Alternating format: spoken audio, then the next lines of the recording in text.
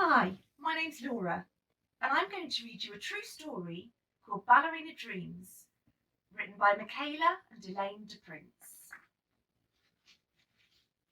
The Ballerina. It is a chilly night in December. I stand backstage wearing leg warmers and a sweatshirt, and I'm still shivering. 5 minutes, Michaela, I hear. It's time for me to dance. I stretch my legs and point my toes to get them ready.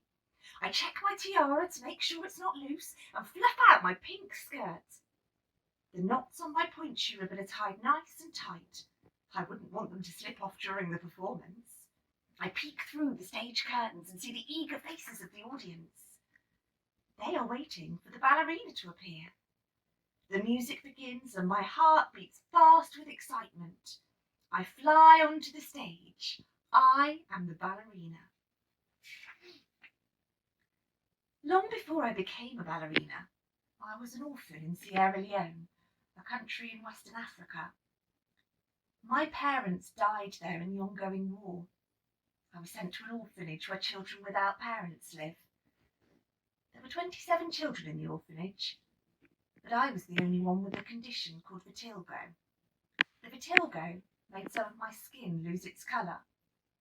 I have white spots on my brown skin. Some of the other children laughed at my spots. They called me names, and I often felt sad. One girl never laughed at me. Her name was Mia, and she became my best friend. We shared a grass mat to sleep on at bedtime. We shared our rice at mealtimes. Mia sang to me and told me stories. I taught Mia how to play new games. Sometimes I would miss my parents very much, but I would not cry in front of the other children. Instead, I would sit at the orphanage gate alone and let my tears flow. One windy day, a magazine blew down the road in front of the gate. I reached out and I caught it. A pretty picture of a woman was on the front of the magazine.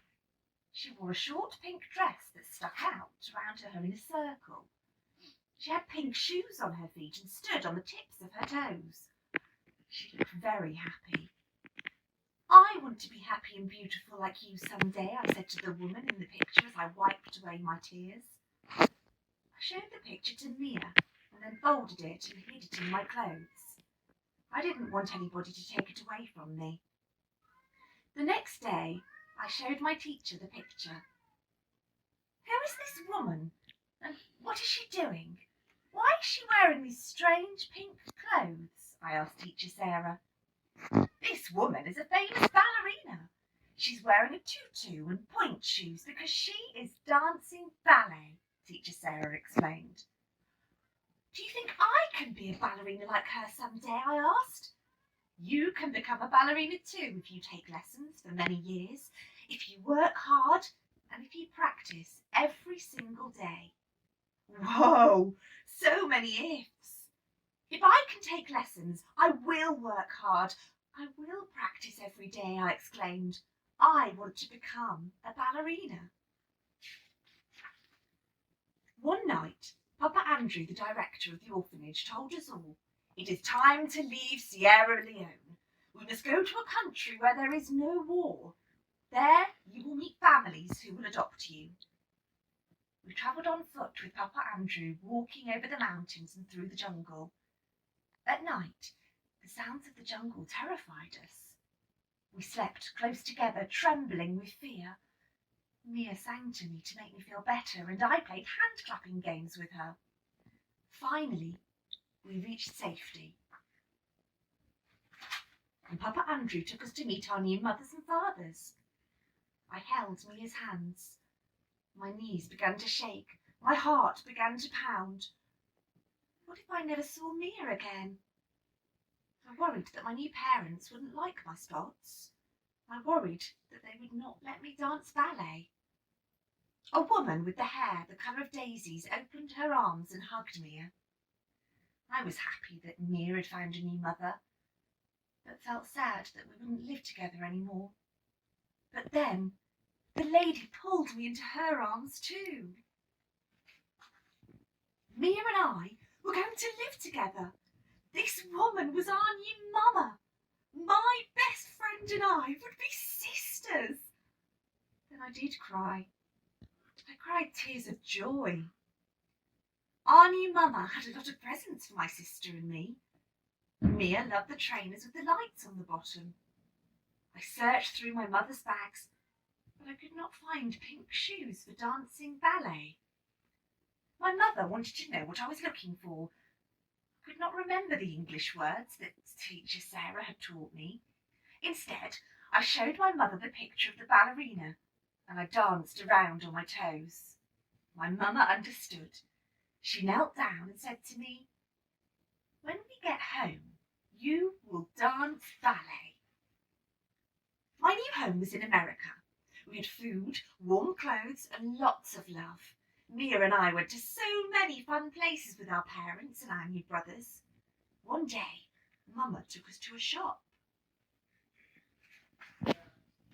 There I found a video with ballerinas on the box. "Mama!" I called out with excitement. "I found a ballet film!" The film was The Nutcracker, performed by the New York City Ballet. Mama bought it.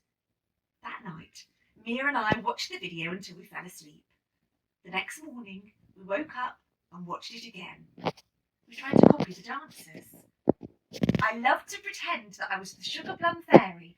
I dreamed of the day I would dance on stage in the real Nutcracker.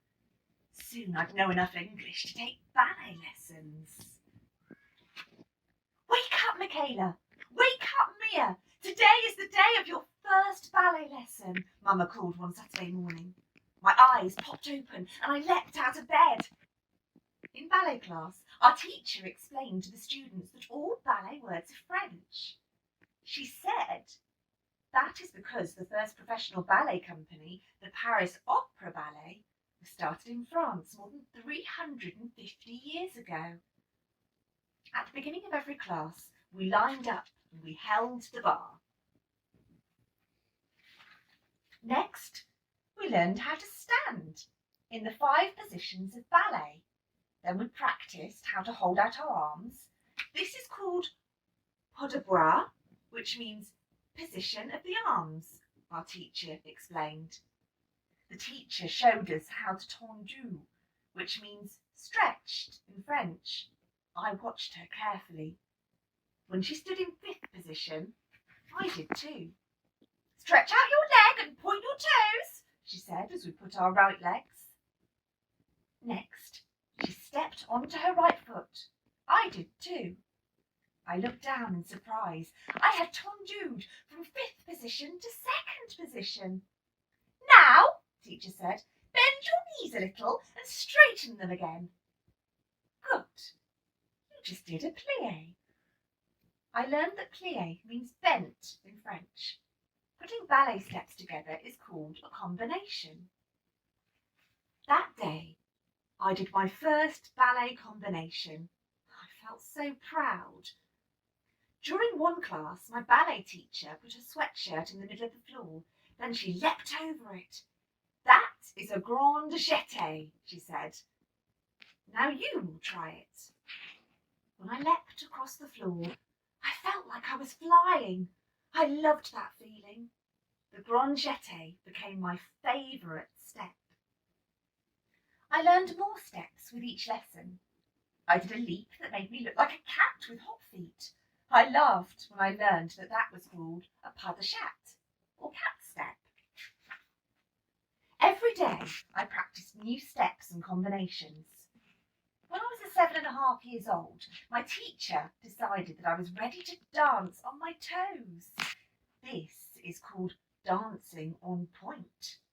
I needed to buy special shoes to dance on point. My new point shoes were silky soft and beautiful. When I put them on my feet, I looked like the ballerina on the cover of the magazine. Now I practiced harder than before, and soon I was dancing on point on the stage.